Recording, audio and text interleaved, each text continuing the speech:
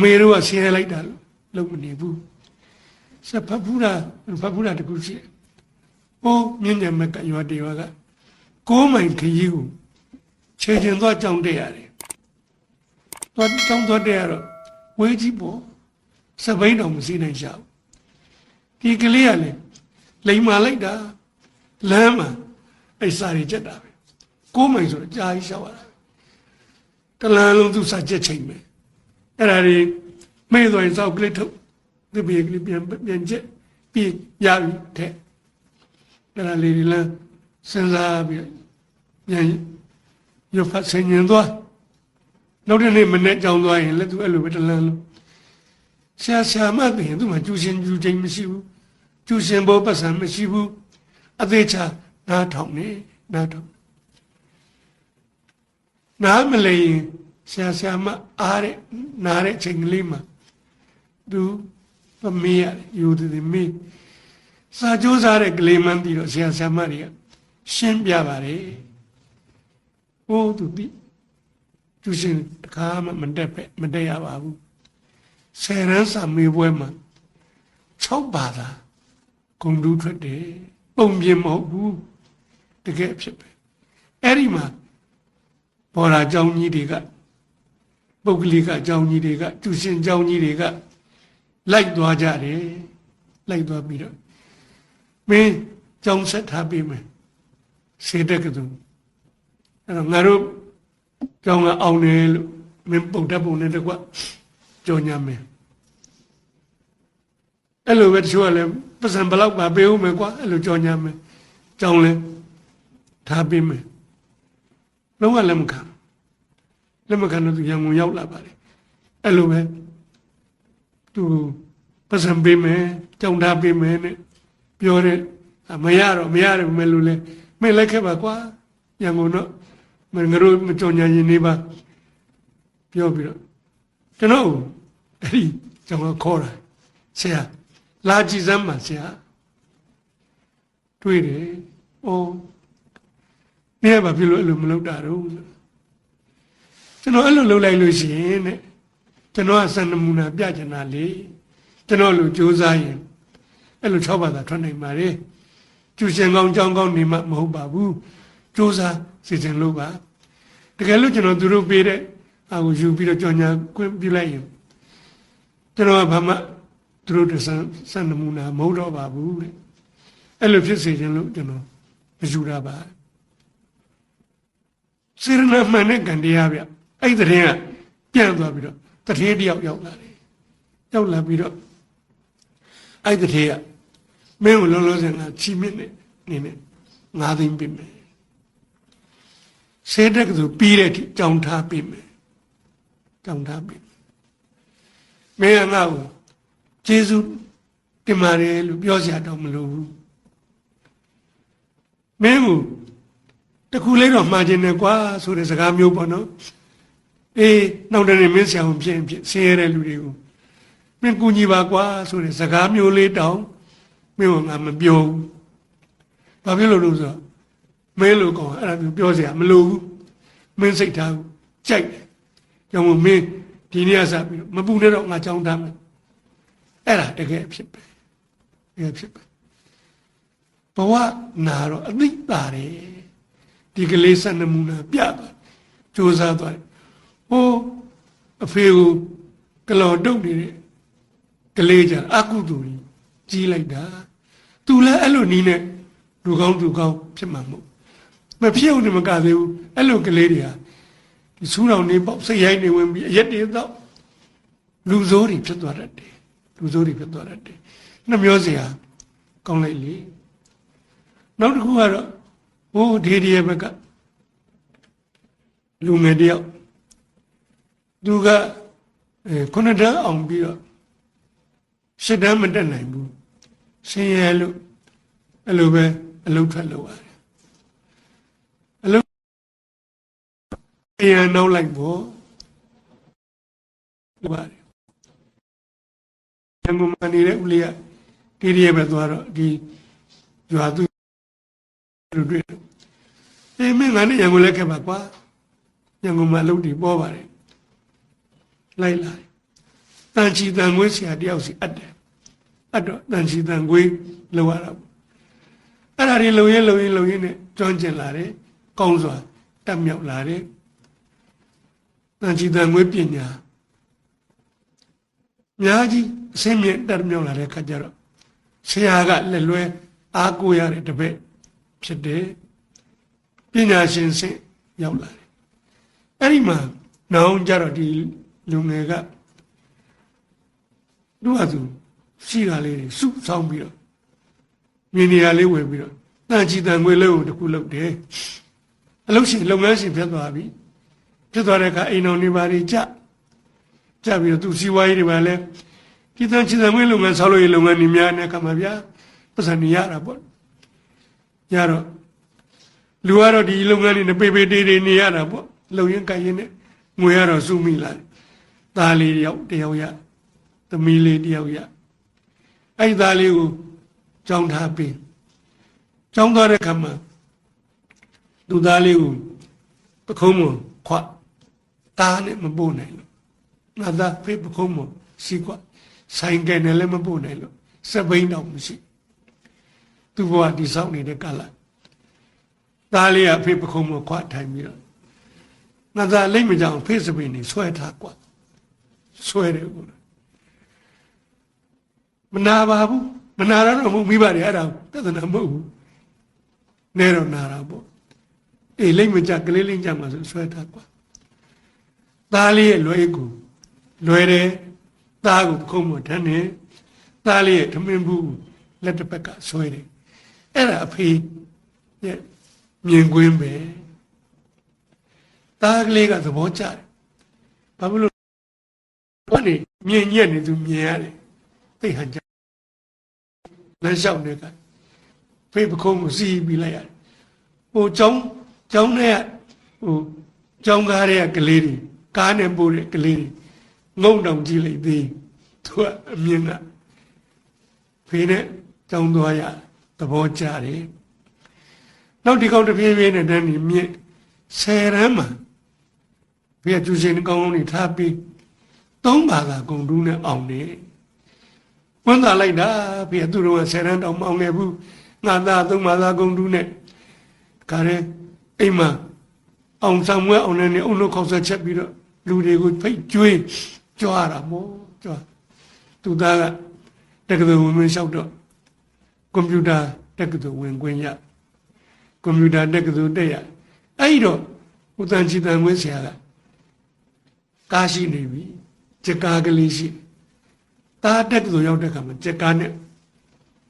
သားကိုကြောင်းလိုက်ပို့အဖေကုတ်ပုံခွာတော့ဒါမှလည်းကြက်ကားနဲ့ဆိုလည်းစက်တိုင်ကြလာတော့တက္ကသိုလ်ရောက်တော့တငယ်ချင်းတွေတွေ့တယောက်ကခိုင်တရားသူကြီးရဲ့သားနောက်မော်ဘီဝင်တဲ့ချောင်းဘက်ကကြောင်းလာတဲ့အဲ့ဒါသူနဲ့အလွန်ခင်တဲ့တငယ်ချင်းတနေ့တော့ခိုင်တရားသူကြီးရဲ့သားအိမ်လေခေါ်လို့လိုက်သွားခိုင်တရားသူကြီးနဲ့တွေ့သူသားတငယ်ချင်းဆိုတော့နှုတ်ဆက်စကားပြောမင်းဖေကဘာလုပ်တယ်လဲကွတန်ချီတန်ငွေလုပ်ပါတယ်ခင်ဗျဟာကောင်းတာပေါ့ကွာအဲ့ဒါကိုယ်ပိုင်စီးပွားရေးကွလွတ်လပ်တယ်အဲ့လိုလူတွေပဲချမ်းသာတာကွတိုးတက်အောင်မြင်နေကွအဲ့တော့ဒါမဲ့ငယ်တို့တော့ပညာသင်ရတာပေါ့ကွာပညာသင်ကြကျူးကျူးဆန်းဆန်းသင်ကြကွ educated ဖြစ်တဲ့ခါကျတော့သူက wisdom ဖြစ်တယ်ကွဉာဏ်ပညာရှိဘာလုပ်ကွာအဲ့လိုအင်္ဂလိပ်လိုညှက်ပြောတော့ဘုခိုင်တရားသူကြီးကဘွယ်ရဘူး educated education wisdom တန်တော့တရားကောင်းလိုက်တာဒီကောင်တန်ချီတန်ငွေရတာသဘောကျသူ့ဖေကအလုပ်ရုံထဲမှာပြောနေအင်္ဂလိပ်စကားလုံးတွေမှန်မှုအဲ့ဒါတွေသူနားထဲမှာတုံးလိုက်တက်လိုက်စိတ်ပြက်နေတယ်ဟာဒီကောင်ဖေတော်လိုက်တာအဲ့ဒီညနေမိသားစုထမင်းစားတဲ့ခါကျတော့ပြောတယ်သူတငယ်ချင်းအိမ်လိုက်လေသူ့ဖေကခိုင်တရားသူကြီးဖေကeducation educated wisdom အင်္ဂလိပ်လိုပြောတဲ့နာသိကောင်းတော့ပဲဖေကအဲ့ဒါလေးပြော သူ့ဖေဘာမှပြောသိတာပေါ့သူအားနေချက်သူသိတာပြောအဲ့ဒါနဲ့နောက်တစ်နေ့ကြောင်းလိုက်ပို့တဲ့ခါကျတော့လမ်းမှာဟိုရဲတွေမော်တော်ဘီကယ်တွေတွေ့ဖွဲ့လိုက်သူ့ဖေပြောတယ်ဟာရှေ့မှာစပလိုင်းချက်တွေတွေ့နေပြီဘုကောင်ကစိတ်ပြက်တယ်ဖေရလေးဗျာစပလိုင်းချက်လို့ခေါ်တယ်ဗျစပလိုင်းချက်လို့ခေါ်အောင်ခေါ်တော့ဘာဖြစ်လဲကွာခေါ်တော့ဆက်စရာကောင်းတာပေါ့ဗျဖေအတန်တော့ဒီမမှန်မဲနဲ့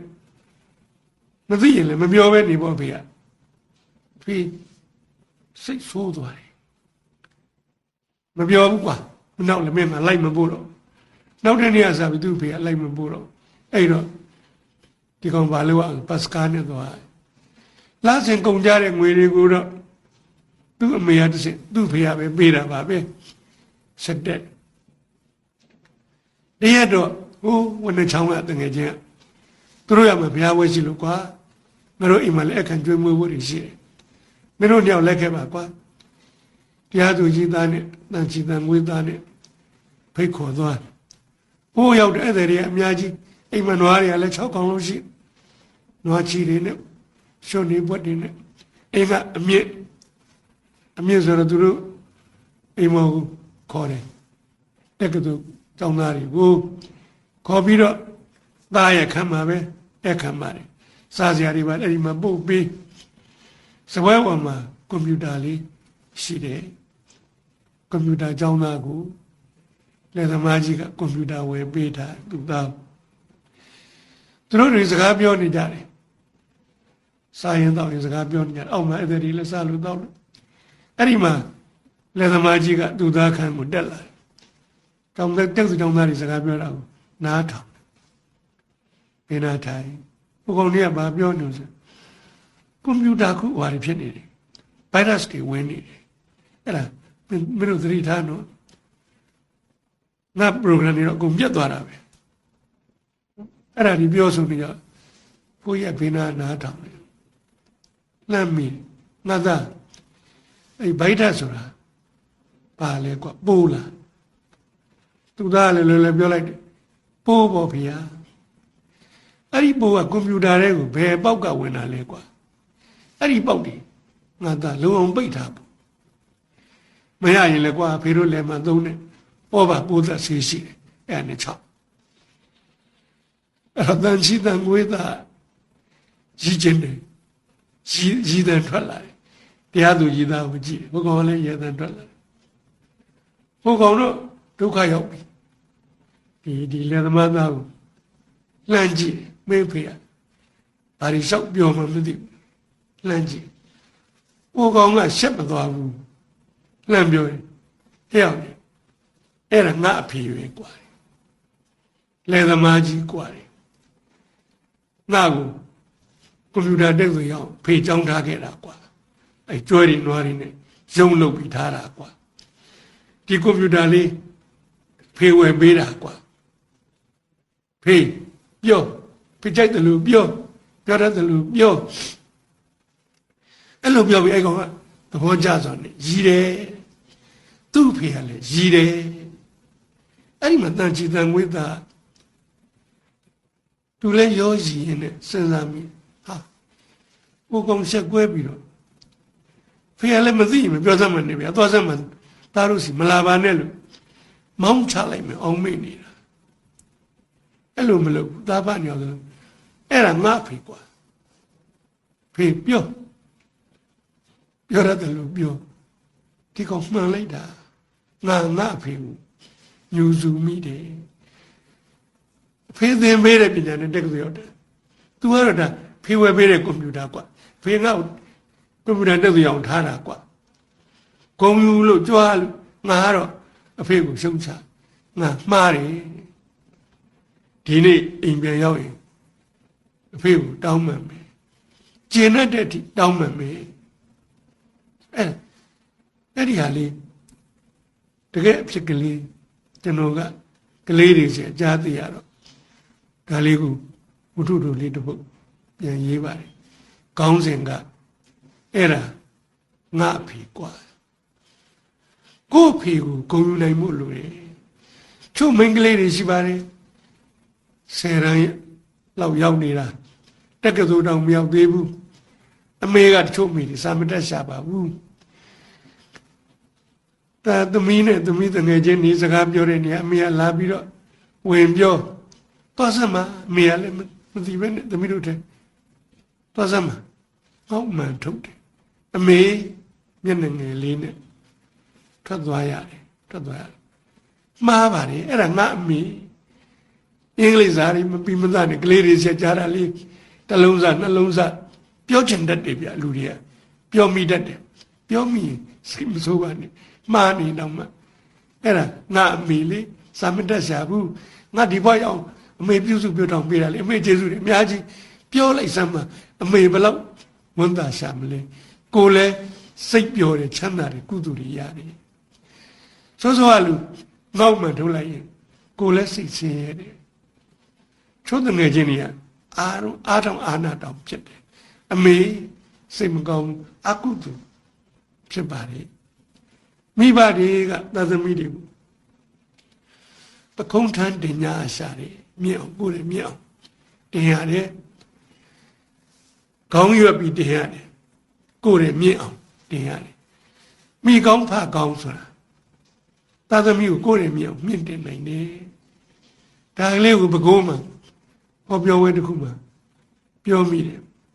မိဘလည်းသာသမီကိုကိုယ်လည်းမြင့်အောင်မြင့်တင်ဖို့လိုတဲ့အကြောင်းသာသမီကလည်းမိဘကျေးဇူးကိုမမေ့မလျော့သိတတ်ကြဖို့လိုတဲ့အကြောင်းပြောပြီးတော့ပြန်တဲ့ခါကျတော့ကားပေါ်တက်ကားထွက်ကန်နီးမိမကြီးတယောက်ပြေးလိုက်ဆရာတို့နေပါဦးကားမထွက်ပါနဲ့ဦးမုံပေါင်းလေးတွေပေးကြလို့ပါလာပြောတယ်အဲ့ဒါနဲ့တဲ့လူတွေကသိစိတ်ဝင်စားကျွန်တော်စိတ်ဝင်စားတယ်အညာသားဆိုမုံပေါင်းကြိုက်တယ်အနေဟုတ်ကလာပြီးမုံပေါင်းလေးတွေလှမ်းယူတယ်ကျွန်တော်ကြိုက်တယ်ဗျသူကအဲ့ဒီမုံပေါင်းပေးနေဘာပြောသွားလို့ဆိုကျမသမီးကမဟာဝိဇ္ဇာပြီးပါပြီရှင်တဲ့ဟောအဲ့တော့မောင်စင်းပရိကောပြောတယ်အကိုအဲ့ဒါသူပြောသွားတာဗျကြွားသွားတာကြားလားသူသမီးကိုသူ့ရဲ့မြောင်ကြီးခေါင်းရွက်တင်နိုင်ပါလေသူမုံပေါင်းရောက်တာလေကျွန်တော်တို့ကားပေါ်မှာအဲ့မောင်စင်းပြောပြီးငိမ့်တိတ်သွားတယ်အမေသူ့လေးစားသွားတယ်စိတ်ပါပဲအဲ့တော့သားသမီးကလည်းအဲ့လိုခေါင်းရွက်တင်နဲ့အဖေအမေကိုလေးလေးစားစားရှိရမယ်တုံ့ပြန်ရတယ်မိဘတိုင်းသားသမီးတွေကိုစောင့်ရှောက်ကြတယ်ဆိုတဲ့အခါမှာမိဘကလည်းခါကျတော့ကျွန်တော်ကမိဘတွေကိုကြံပေးခြင်းတယ်ချို့မိဘတွေဟာသားသမီးကိုချစ်ခင်တာကိုမိဘမြတ်တာသိကြီးတော့အလိုလိုက်လုံးအားကြီးတယ်သားသမီးကိုစိတ်ချမ်းသာအောင်ထားချင်ထားပါလိုအပ်သေးတယ်ဘို့လိုလိုက်လို့ရှိရင်အဲ့ဒီကလေးတွေပြတ်သွားတယ်။အိုးအမေကဆင်းရဲတယ်။ဆေးမှပန်းလေးနဲ့လိုက်ရွက်ပြီးရောင်းရတယ်။အဲ့တော့အိမ်မှာကြားတဲ့ခါကျတော့ယောက်ျားဆုံးသွားပြီ။သားကရှိတယ်။သားကရွယ်ရောက်ဒီကောင်ကလည်းစားလည်းမကြိုးစားအမေကသွန်သင်ဆုံးမှနဲတာကိုရေထမ်းမလို့မထမ်းနဲ့မလင်ကစားမထမ်းနဲ့ဓမ္မနဲ့မေပြန်လာမှရွတ်ပါမယ်။ဘာအမေကစားမလုပ်ပါနဲ့အဲ့လိုနဲ့ဒီကောင်ပေါ်ကြော့ဆိုတော့တင်းတင်းမှဆုံးမသွန်သင်မှုအောက်မှာမကြည့်ရတဲ့ခါကျတော့အယတမဖြစ်တဲ့ကပေါင်းသိနေတော့ရင်းနဲ့နောက်တော့ဆိုးတော့အမေကိုနိုင်တဲ့ကလူပြောအဲ့ဒါမျိုးတွေတွေ့ရတဲ့အခါတခါသားသမီးဆိုးရတဲ့အကြောင်းအမိပါတွေကဆုံးမသွန်သင်မှုစနစ်မကြတာပါတယ်ရုပ်ရှင်ကဗီဒီယိုကားတစ်ခုကြည့်ဘူးတယ်ဇာတ်ကားကိုမမှတ်မိပါဘူးပြုတ်ဆောင်တာမုံမြောင်အမေသူ့သားရေသွားထမ်းဒီလိုပေါ်ကြောင်းမနေနဲ့ရေထမ်းပြီးလို့ရှိရင် ခြံထဲအပင်လေးသွားပြီးတော့မြေဆွခိုင်းတယ်ဟုတ်ကဲ့မင်းပြန်ပြောရင်မရဘူးပြောကုန်ပြောရဘူးအပိုးကျအောင်လုပ်တာအဲ့လိုပဲအမေနဲ့စိတ်ဆိုးပြီးတော့သူတငယ်သူသားစီရောက်လာတယ်ကောင်အဲ့လိုပဲပုံမကျိုးတော့မမြောင်ကပြောတယ်ဟိုလူလေးမင်းတငယ်ချင်းနဲ့အတူခြံထဲသွားပြီးတော့တစ်ပင်နေပေါက်သွားတော့ကျွန်တော်အဲ့အမေခါမလုပ်ဘူးဟိုကပုံမကျိုးတယ်အဲ့မလုပ်ဘူးလို့မရဘူးမလုပ်ဘူးလို့တော့မရဘူးငါအိမ်မှာနေရင်ငါကြွေးတာကိုစားမယ်ဆိုရင်ငါအိမ်မှာလုပ်ကြတော့မင်းလုပ်ရတင်းတယ်တော့ကြည့်ဘောကြတယ်ဘုံပေဆောင်နဲ့သွားလို့ပါသူသားရေသွားထမ်းလို့ရှိရင်မင်းမလိုက်ထမ်းဘုံကလဲကြည့်ထမ်းနေတပတ်လောက်ကြာတော့ကောင်းကောင်းကြွေးတယ်ဆုံးလဲဆုံးပါမင်းအမေဘူးပြန်มาကွယ်ကုညီပါဟိုတော့ဆုံးကြော့ထိုင်ကြော့သွားတယ်ကျွန်တော်တခါမှအဲ့လိုပြောဘူးတော့ကြတော့မှကျွန်တော်ဆုံးမတာကျွန်တော်မှားပါတယ်တော့ပြန်သွားတယ်အဲ့ဒီသူ့သားကတော့ဘိုးကိုကြိုးနေတာပဲအဲ့ဒီကောင်အရက်တော့ပြီအမေကိုကလန်ကဆန်ဘယ်လိုလုပ်ရိုင်းဆိုင်ချိုးသားသမီးနှုတ်အောင်လဲပြခဲ့သည်အဲ့ဒီခါကျတော့မဇက်ကနာလိုက်တာအမေကိုစော်ကားတဲ့သားသမီးတခါကျတော့မိဘဘက်ကလည်းတိတိကျကျပေါ့နော်ချစ်ပေမဲ့လို့ပြောတဲ့နာတွေဆုံးမတဲ့နာတိတိကျကျလုံးတဲ့နာတွေလုံးဖို့ကောင်းပါလေတခါမိဘမြတ်တန်နဲ့ပတ်သက်တဲ့ပြိုင်ပွဲလုပ်တယ်ဟိုကြိုက်ကလုံးကျွန်တော်ကအဲ့ဒီမှာစာမှုတွေကိုစစ်ပေးရတယ်စစ်ပေးတဲ့ခါမှာချုပ်သားသမီးတွေမြန်မိဘကိုညာတာကောင်မှမသိမိဘအကုန်လိုက်ညာနေတယ်ဒီရုံသွားမဲ့အလုပ်တွေကိုအမေကဟင်းလေးချက်တယ်ငါ့ကိုဆင်းရဲတာကိုသုံးပိုင်းပိုင်းတယ်ပိုင်းပြီးတော့အမီလေးနဲ့ခေါင်းနဲ့ရတယ်လူခလဲကနှစ်ပိုင်းရတယ်လူမြတ်တာအောင်စားလို့ရအောင်ပြီးဟင်းလေးတွေလည်းစမ်းပြီးသူ့ဘုရားဘာမှမကြံတော့အမေကမကြံတော့ငပိစိမ့်စားလေးကိုမိခင်တယ်မိခင်ပြီးတော့ကြက်စုံနီလေးကိုပါလီအဲ့ဒါကလေးနဲ့ငပိစိမ့်စားလေးကိုတုတ်ပြီးတော့သူကတော့ဒါကလေးစားမယ်ဆိုပြီးတော့မိဖို့ထဲမှာကြောင်ရင်ထဲမှာထည့်ထားသမီးတွေကကိုထမင်းကိုဆွဲယူသွားကြရင်လည်းသမီးငယ်လေးကကြောင်ရင်ကိုပါကြောင်ရှိလို့လည်းမသိပါဘူးဆွဲဖွင့်တော့ဒီမှာငပိစိမ့်စားလေးတုတ်ထားတာစားကျင်စရာကောင်းတယ်ကြိုက်တယ်မေးဒါလေးသမီးထည့်ယူသွားမယ်နော်အေးယူသွားအဲ့ဒါလေးသူထမင်းမှုတဲ့ကုန်ထဲသွားစဉ်းစားပါသုံးပိုင်းကိုသူတို့ပိုင်းပေးပြီဒါကလေးနဲ့အမေထမင်းစားမယ်အဲ့ဒါလေးပါယူသွားတယ်သာသမီတွေကလည်းအတ္တကိုကြိုကိုဖို့ကြီးတယ်ကိုဘက်ကပဲကြည့်အမေဘက်ကမကြည့်ကြဘူးအမေကမညာကြဘူးအမေကတော့ဒါလေးလိုချင်တယ်သမီးတို့သုံးပိုင်းပေးပြီလေအဲ့ဒီငပိစိမ့်စားလေးကအမေစားမလို့အမေတွေသုတ်ထားတာအမေမဟင်းမရှိတော့ပါဘူးအဲ့ဒါကလေးစားမပြောရဘူးမပြောတော့ပါသွား